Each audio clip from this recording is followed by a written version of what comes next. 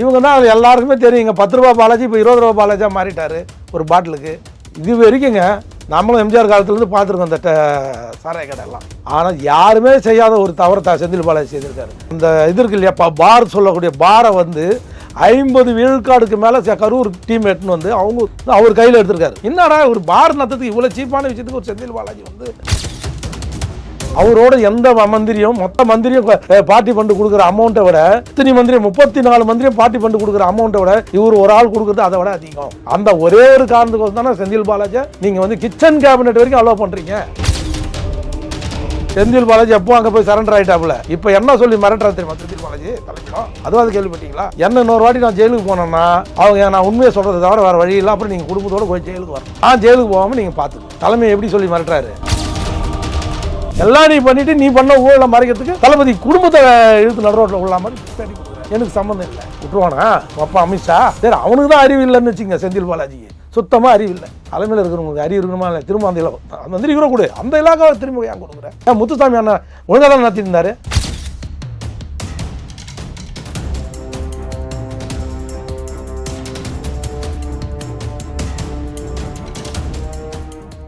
Real one voice நண்பர்கள் நேயர்களுக்கு வணக்கம். பல்வேறு முக்கியமான தகவல்களை நம்முடன் பகிர்ந்து கொள்ள அதிமுகவுடைய முன்னாள் நிர்வாகி ஆவின் வைத்தியநாதன் அவர்கள் நம்முடைய இருக்கிறார். வணக்கம் சார். வணக்கங்க. தமிழக சட்டமன்றம் கூடிச்சு. இந்த சட்டமன்றத்தை பொறுத்த வரைக்கும் அதிமுக எம்எல்ஏக்கள் எடப்பாடி பழனிசாமி தலைமையில் வெளிநடப்பு செய்திருக்காங்க. அவங்க முன்வைத்த கருத்துக்கள் என்ன அப்படின்னா, இந்த டாஸ்மாக் ஊழல் சமீபத்தில் இடி நடத்திய ரைடு, இதில் 1000 கோடி ரூபாய் வரைக்கும் முறைகேடு நடந்திருப்பதாக இடி தெரிவிக்கப்பட்டிருந்தாலும் இதில் 40,000 கோடி வரைக்கும் ஊழல் முறைகேடுகள் நடந்திருப்பதாக சந்தேகப்படுவதாக எடப்பாடி பழனிசாமி அவர்கள் தெரிவிச்சிருக்காங்க. என்ன காரணமா இருக்கும் அவங்க எந்த ஒரு மறுப்பும் எதிர்ப்பும் தெரிவிக்காததுக்கு? இவங்க தான் அது எல்லாருக்குமே தெரியுங்க. 10 ரூபா பாலாஜி இப்போ 20 ரூபா பாலாஜியாக மாறிட்டார் ஒரு பாட்டிலுக்கு. இது வரைக்குங்க நம்மளும் எம்ஜிஆர் காலத்துலேருந்து பார்த்துருக்கோம் இந்த சாராய கடை எல்லாம். ஆனால் யாருமே செய்யாத ஒரு தவறை செந்தில் பாலாஜி செய்திருக்காரு. அந்த இது இருக்கு இல்லையா, பார் சொல்லக்கூடிய பாரை வந்து 50 விழுக்காடுக்கு மேலே கரூர் டீம் எட்டுன்னு வந்து அவர் கையில் எடுத்திருக்காரு.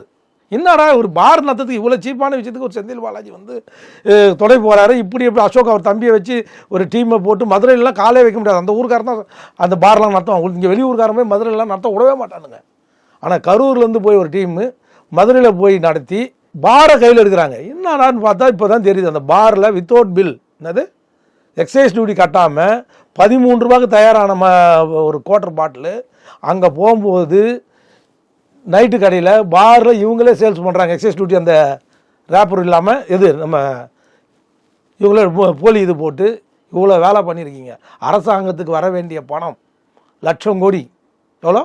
1,00,000 கோடிக்கு மேலே. 1,00,000 கோடிக்கு மேலே. அம்மா எந்த உன்னதமான நோக்கத்தில் செய்யப்படும் இந்த வருமானம் அரசாங்கத்துக்கு சேரணும், மக்களுக்கு வரி பணத்தில் வந்து சுமை இருக்கக்கூடாதுன்றதால தான் அம்மா வந்து இந்த டாஸ்மாகை அரசாங்கத்தோடு நினச்சாங்க. இதுக்கு முன்னாடி வந்து தனியார் தான் நடத்தியிருந்தாங்க ஒயின் ஷாப்லாம். அதெல்லாம் அறவா இது பண்ணி அரசாங்கத்தை அதுக்குள்ள எவ்வளோ கேலியும் கிண்டலும் பண்ணாங்க. திமுக அரசே நடத்துது டாஸ்மாகை, குடிகாரனை ஊக்குவிக்குதுன்னாங்க. அப்படிப்பட்ட இடத்த பார் போய் உங்கள் அமைச்சர் தன் தம்பி மூலிமா பார் நடத்தினார. இன்னும் அந்த தம்பி அசோக் நான் நாட்டில் இருக்குதானா இல்லையா? அவரோட தம்பி அசோக் இருக்கிறானா இல்லையா? ஏன் மீண்டும் அந்த மது ஆயத்தீர்வு இந்த இலாக்காவை தம்பி செந்தில் பாலாஜிக்கு தவிர வேறு ஆளே இல்லையா? உன் அமைச்சரவையில் வேறு யாருக்கும் அந்த சிந்தித்து செயல்படக்கூடிய ஆற்றலே இல்லையா? அவர் விட்ட தான் நடத்துவார். ஏன்னா அவர் இப்படி தான் நடத்துவார். எப்படி அவரோட எந்த மந்திரியும் மொத்த மந்திரியும் பார்ட்டி ஃபண்டு கொடுக்குற அமௌண்ட்டை விட இத்தனை மந்திரியும் 34 மந்திரியும் பார்ட்டி ஃபண்டு கொடுக்குற அமௌண்ட்டை விட இவர் ஒரு ஆள் கொடுக்குறது அதை விட அதிகம். அந்த ஒரே ஒரு காரணத்துக்கோசம் தானே செந்தில் பாலாஜி நீங்கள் வந்து கிச்சன் கேபினெட் வரைக்கும் அலோவ் பண்ணுறீங்க. இன்றைக்கி வந்து திமுக அதிமுக யார் ஊழல்வாதி, யார் வந்தால் 3 மாதத்தில் நான் அவர் மேலே நடவடிக்கை எடுப்பேன்னு சொன்ன தளபதி ஸ்டாலின் அவர்கள், அண்ணன் தம்பி 2 பேரும் கண்டிப்பாக உள்ளே போவாங்கன்னு சொல்லி தேர்தல் அறிக்கை கொடுத்த தளபதி ஸ்டாலின் அவர்கள் இன்றைக்கி அவர்களை வந்து முதன்மையாக வச்சுருக்கீங்க. ஒரு துணை முதல்வருக்கு கூட அவ்வளோ பவர் இல்லை. செந்தில் பாலாஜிக்கு அந்த அவ்வளோ பவர் கொடுத்து இந்த இதில் விழாக்கால வச்சுக்க வேண்டிய அவசியம் என்ன? அப்போ ரைடு பண்ணாமல் சும்மா இருப்பாங்களா? அது அவனுடைய ஐடியா என்ன? ஏற்கனவே 2 ஸ்டேட்டை ஃபாலோ பண்ணுறாங்க. டெல்லி ஆட்சி அரவிந்த் கெஜ்ரிவால் எதனால் போச்சு? இந்த மதுபான ஊழலால் தான் போச்சு. இன்னொரு ஸ்டேட்டில் அதே மாதிரி இதே காரணமாக தான் போச்சு. அடுத்து யார்? உங்கள் குடும்பத்தை பிடிக்கிறது தான் அவன் செந்தில் பாலாஜி பிடிக்கிறதுல. அதெல்லாம் செந்தில் பாலாஜி பிடிச்சி அவன் எப்போ சரண்டர் ஆகி எப்போ பெயிலுக்கு அலோவ் பண்ணிட்டாங்க. யாருக்கு? செந்தில் பாலாஜிக்கு. செந்தில் பாலாஜி எப்போ அங்கே போய் சரண்டர் ஆகிட்டாப்புல. இப்போ என்ன சொல்லி மிரட்டுறது தெரியுமா செந்தில் பாலாஜி தலைமையிடம்? அதுவும் அது கேள்விப்பட்டீங்களா? என்ன இன்னொரு வாட்டி நான் ஜெயிலுக்கு போனேன்னா அவங்க நான் உண்மையை சொல்கிறத தவிர வேறு வழி இல்லை, அப்புறம் நீங்கள் குடும்பத்தோடு போய் ஜெயிலுக்கு வரணும். நான் ஜெயிலுக்கு போகாமல் நீங்கள் பார்த்துங்க. தலைமை எப்படி சொல்லி மிரட்டுறாரு? இதுக்கு மேலே என்னால் மறைக்கிறதுக்கு என் உடம்புல தெம்பு இல்லை. அதனால் நான் மந்திரியாக இருக்கணும், நான் ஜெயிலுக்கு போகிறேன். ஒரு உச்சநீதிமன்றம் உச்சபட்ச அதிகாரம் கொண்ட உச்சநீதிமன்றம் சொல்லுது இவர் எப்படியா மந்திரியாக இருக்கிறாரு, நீங்கள் உங்களுக்கு ஒரு மாதம் டைம் தரேன், ஆலோசனை பண்ணி சொல்லுங்கன்னு ஒரு உச்சநீதிமன்றம் அவ்வளோதான் சொல்லணும், நேரடியாக அடிக்காது. இதை நாங்கள் விரும்பலை, கடுமையாக கண்டிக்கிறோன்னு சொன்னதுக்கப்புறம் அவரை தொடர்ந்து இன்னும் மந்திரியாக வச்சுருக்கிறீங்களே. குறைஞ்சபட்சம் இலாக்காவாவது மாற்றினீங்களா? அந்த இலாக்காலேருந்து பணம் கொழிக்கிற அந்த இலாக்காலேருந்து வேறு இலாக்காவது மாற்றி கொடுத்தீங்களா? ஏன் சுற்றுலாத்துறை கொடுங்க, தகவல் தொழில்நுட்பம் கொடுங்க. மதுபானத்தை கொடுத்தா இன்னும் மோசமான விளைவுகளை திமுக சந்திக்கும். இது 2Gயால் எப்படி ஆட்சி அதிகாரம் போச்சோ அதை விட மோசமாக இந்த செந்தில் பாலாஜியால் இந்த ஆட்சி அதிகாரம் போகிறதுக்கு மிகப்பெரிய அவங்க சும்மா அவங்களுக்கு சாம்பிள் விட்ருக்காங்க. 1000 கோடி, 1000 கோடி இல்லை, லட்சம் கோடியை தாண்டுது. இது வெறும் திமுக மட்டும் இப்போ தாண்டுதுன்னு நினைக்காதீங்க. இதனுடைய தொடர்ச்சி அதுதான். நேற்று ஒரு பேட்டி வந்து பார்த்தீங்களா, எப்படி கலைஞர் வந்து 2G மேட்டில் வெறும் ராஜாவால் மட்டும் செய்திருக்க முடியாதுன்னு என்ன அர்த்தம்? அன்றைக்கி இருந்த காங்கிரஸ் சிதம்பரம், கார்த்திக் சிதம்பரம், சோனியா காந்தி இவங்களாம் சேர்ந்து தானே அர்த்தம். அது அன்றைக்கி அவர் சொன்னார் இல்லையா, ராஜா அரெஸ்ட் பண்ணும்போது அதே வார்த்தையை இன்றைக்கி சொன்னாங்க பாருங்க. இது நாங்கள் மட்டும் இந்த கொள்கையை பயன்படுத்தலை. எங்களுக்கு எப்படி வழியாக இதுக்கு முன்னாடி இருந்த அரசு என்ன பயன்படுத்தினாங்களோ அதே தான் நான் பயன்படுத்தினேன். அதை விட நேற்று அவரோட பேட்டி பார்க்கணுமே. யாரோ ஒரு கடல்நிலை ஊழியன் தப்பு பண்ணால் நான் எப்படி பொறுப்பாக முடியும்? தம்பி செந்தில் பாலாஜி என்ன பேட்டி கொடுத்தாரு? கடல்நிலை ஊழியம் 10 ரூபாய் 20 ரூபா வாங்குறது வந்து கடல்நிலை ஊழியனோட நிற்குதா? வாங்க சொன்னது யார்? ஏன் பில்லு போட மாட்டேற? டாஸ்மாக் ஏன் மற்றதுக்கெல்லாம் பில்லு போடுறல்ல? வேட்டு பில்லு போட வேண்டியது தானே? ஒரு குவார்ட்டரோ இல்லை ஒரு ஹாஃபோ இல்லை ஃபுல்லோ அதுக்கான பில்லு ஏன் நீ போட மாட்டேற? என் பில் இது கம்ப்யூட்டரில் வராதா? டேட்டாவில் வராதா? டேட்டா மிஷினில் வராதா பில்லு? ஏன் போட மாட்டேற? நீ ஹையர் ப்ரைஸ் விற்கிறதுக்கோசம், நீயே ஊழலை ஊக்குவிக்கிறதுக்கோசம் நீ வந்து அதை பில் போடாமல் விற்கிற. எந்த பொருளும் பில் போடாமல் விற்கக்கூடாதுன்றது அரசாங்கத்தினோட விதியா இல்லையா? அது வேட்டோ ஜிஎஸ்டியோ, ஆனால் நீ பில் பண்ணணுமா இல்லையா?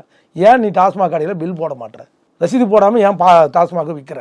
ஒரு அரசாங்கம் ரசீது போடாமல் விற்றா அப்புறம் மளிகை கடைக்காரன் அண்ணாச்சி பொண்ணாச்சிலாம் எப்படி பில்லு போட்டு விற்பான்? ஊழல் எங்கே? இந்த கடல்நிலை ஊழல் இல்லை. அந்த கடல்நிலை ஊழலுக்கு தள்ளுறது யார்? நீங்கள் தானே. நேற்று அழகாக டைவெர்ட் பண்ணுறாரு. கடல்நிலை ஊழியன் பண்ணியிருப்பான். என்ன கடல்நிலை ஊழியன் வந்து டாஸ்மாகில் பில் அடிக்காமல், எக்ஸைஸ் டியூட்டி கட்டாமல், எக்ஸைஸ் ஆஃபீஸர் வராமல் சில லோடு ஏற்றி சொல்கிறான். டிரான்ஸ்போர்ட் கான்ட்ராக்டை நீயே வச்சுப்ப, வாரம் நீயே நடத்து 50% மாறுபாலும் உன் தம்பி பேரில் போட்டு எல்லாம் நீ பண்ணிவிட்டு நீ பண்ண ஊழலை மறைக்கிறதுக்கு தளபதி குடும்பத்தை இழுத்து நடு ரோட்டில் உள்ள மாதிரி பேட்டி கொடுக்குறேன். எனக்கு சம்மந்தம் இல்லை. விட்டுருவானா அப்பா அமித்ஷா? சரி, அவனுக்கு தான் அறிவு இல்லைன்னு வச்சுங்க. செந்தில் பாலாஜிக்கு சுத்தமாக அறிவு இல்லை. தலைமையில் இருக்கிறவங்களுக்கு அறிவு இருக்கணுமா இல்லை? திரும்ப அந்த மந்திரி கூட கொடு, அந்த இலாக்காவை திரும்ப ஏன் கொடுக்குறேன்? ஏன் முத்துசாமி அண்ணா ஒழுங்காக தான் நடத்தியிருந்தாரு. அன்றைக்கி நீங்கள் உங்கள் குடும்பம் தானே பார்த்துருந்தது, பிரச்சனையே இல்லாமல் தானே ஓடி இருந்தது முத்துசாமி இருக்கும்போது. எப்போ எனக்கு வேணாம், நீங்கள் யாரோ நீங்கள் பார்த்துங்க நடத்திங்க, நீங்கள் எங்கே சொல்கிறீங்களோ நான் கையெழுத்து போகிறேன். எந்த பிரச்சனையும் வந்ததா? முத்துசாமி அண்ணன் இருக்கும்போது இந்த ரைடோ எந்த பிரச்சனையும் வந்ததா சொல்லுங்கள்? அவரோட இலாக்காவில் இன்றைக்கி வரைக்கும் வருதா? அப்போ இந்த பிரச்சனையை ஊக்கி வைக்கிறது யார்? உன் குடும்ப உறுப்பினர் தானே, தளபதியோட குடும்ப உறுப்பினர் தானே. அப்போ யார் மாட்டுவான்? தப்பே நடக்கணும்னு ஒரு மந்திரி சொல்லலை. நல்லா கூர்ந்து கவனிக்கணும். தப்பு நடந்திருக்கு, அதனால ஒரு கடல் நிலையம் செய்கிற தப்புக்கெல்லாம் அமைச்சர் நான் பொறுப்புனா நீ தானே பொறுப்பு.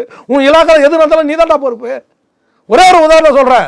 எங்கேயோ பால் எடுத்தான்னு சொல்கிறதுக்கோசம் ஏமாட்டுறேன் நான் சொல்கிறேன். மூர்த்தி மந்திரி அம்மா தூக்கி வெளில அடிச்சாங்களா இல்லையா?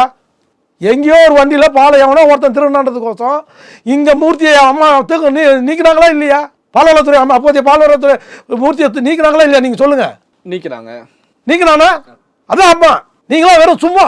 நீ பொறுப்பு இல்லைன்னு ஒரு அமைச்சர் பொறுப்பு இல்லாமல் எப்படி பதில் சொல்லலாம்? பொது வேலையில் அதுவும் நான் எப்படி பொறுப்பேற்றுக்க முடியும் எப்படி நீ சொல்லலாம்?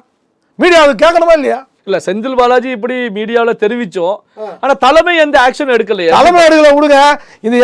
இந்த எடப்பாடி எடுக்கலைங்க, அது தப்புன்னு கண்டிக்கலைங்க. இப்போ நான் கண்டிக்கிறேன்ல, அம்மா எங்க மேலே நடவடிக்கை எடுத்தாங்களா? கட்சிக்காரன் நான், மாவட்ட துணைச்சாளர் நான் தெஞ்சனைக்கு. என்னை கட்சி விட்டு நீக்கினாங்க. 6 மாதம் 19 சிறைச்சாலையில் இருந்தேன் நான் செய்யாத தப்புக்கு. அப்புறம் கோர்ட்டு விடுவிச்சுது. இது எந்த வித இது நிபந்தனை இல்லாமல் கோர்ட்டு என்ன விடுவிச்சுது? சுப்ரீம் கோர்ட் வரைக்கும் போனாங்க. என்ன நடந்தது? அதான் அம்மா தான் கட்சிக்காரனாக இருந்தாலும் சரி, யாராக இருந்தாலும் தவறு தந்தால் தண்டிப்பாங்க. அது அமைச்சராக இருந்தாலும் சரி, வைத்தியாக இருந்தாலும் சரி, அது மூர்த்தியாக இருந்தாலும் சரி. ஏன் தப்பு செய்தது எங்கேயோ ஒரு லாரியில் வைத்தியே தெரியாத போது லாரி எவனோ ஒரு லாரிக்காரன் தப்பு பண்ணான்னு இன்னும் குற்றம் நிரூபிக்கலை. அதுக்குள்ளேயே அந்த துறையோட அமைச்சர் பதவி எடுத்தாங்களா? என்ன தூக்கி உள்ளே போட்டாங்களா? யோகி மாதிரி பேசுகிற புதுவையில் ஒரு பத்திரிகைக்காரன் கூட அது கண்டித்து கிராஸ் கேள்வி கேட்கலங்க.